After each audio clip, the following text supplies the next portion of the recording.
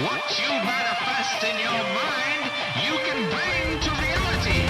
Boom! What's up, everybody? Welcome to a new episode. I'm about to talk about a stand-up comedian named Bert Kreischer, the Machine. Bert Kreischer has a new stand-up special out on Netflix. Highly recommend you check it out if you love good stand-up comedy. It's called Secret Time.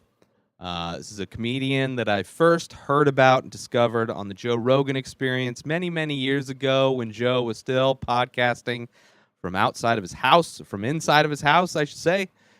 And it was the first time I had heard the Machine story of how Bert, while in college, went to Russia on a field trip and ended up robbing a train with the Russian mafia.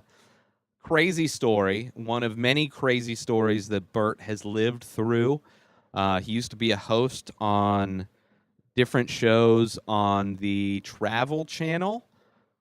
Hurt Bert, Bert the Conqueror, and Trip Flip, I believe, were the shows that he hosted, where he did a lot of traveling, did a lot of stunts, rode a lot of roller coasters, did a lot of things. I've seen a few episodes of those shows. Definitely good. I mean, he's a great host. He's now doing a show with All Things Comedy on their YouTube page called Something's Burning, which is a cooking show. But, it's like an anti-cooking show. I mean, you get the recipe or whatever they're making, but then Bert's the one making it, so it's kind of anarchy. But still a lot of fun. He has a lot of guests that make the show very entertaining to watch. Not that Bert's not entertaining himself. He's a very entertaining guy. He speaks about his family a lot. His podcast is the Bertcast, as well as Open Tabs, which Open Tabs is the podcast that inspired in a lot of ways the episode that releases on Wednesdays called Swipe Up, which I do, where I go through my Instagram feed and share some of my favorite posts that I've seen over the past week. So similar to Bert's version, Bert's show, Open Tabs, are things that he searched online throughout the week, and he discusses those things on a show, plays videos and things like that. So it's similar in a way. I mean, it's one man's opinion about things that he sees online, which is nothing really new, except for the person's opinion and the person hosting. So I've enjoyed doing that show, and it seems like Bert enjoys doing Open Tabs, which is a solo show, versus his other show, Bertcast, where he has on guests, usually stand-up comedians, sometimes actors, sometimes writers, sometimes different people that he's interested in talking to.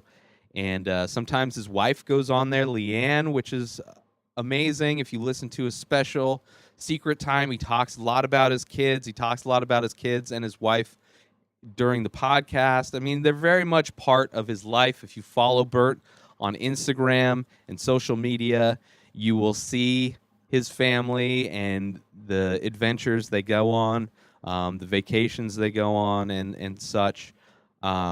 But he's very much kind of like a family man, he's like just so lovable. He's like a lovable idiot who he's got like this naive, childish wonder to himself when it comes to different things. And then also kind of has a childish viewpoint or expectations with certain things, which is interesting. But I enjoy I've been listening to Bert's podcast since he started.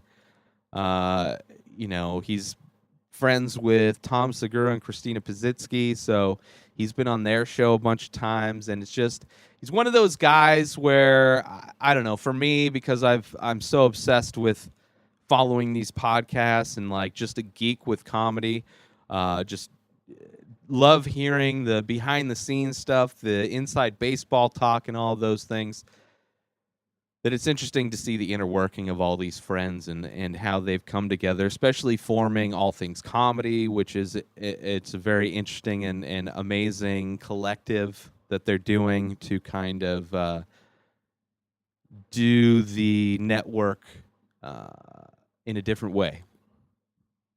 But I enjoy it. There was a short time when I was living in Denver where I was Bert was in need of a producer, which I am qualified to do. Qualified, being that I've had many years of experience producing podcasts for different avenues and different venues, and understand everything that he would need from a producer. But I didn't live in L.A. I still don't live in L.A. Well, actually, one of the reasons I moved back to Southern California was that I could be close to L.A., but he got a producer shortly before I moved back. But I don't really have much options anyway moving. Like, is either moving here or living in my van somewhere. But didn't work out. But I'm glad he got a producer that's doing a good job. It's always frustrating when there's a show you like and the producer for that show is just doesn't know what the fuck they're doing, and you end up getting a bad show. There's a few shows. There was the Naughty Show had issues at one of their studios. Punch Drunk has had issues. They've changed studios many times. They've had issues. Kill Tony has had issues for years. Sound issues that were known sound issues that they just completely ignored until very recently. Well, probably a few years now, but it was still years. The show didn't have bad production. Then, just it's annoying. So it's nice seeing somebody like Joe Rogan's producer, Jamie Vernon, knows what the fuck he's doing.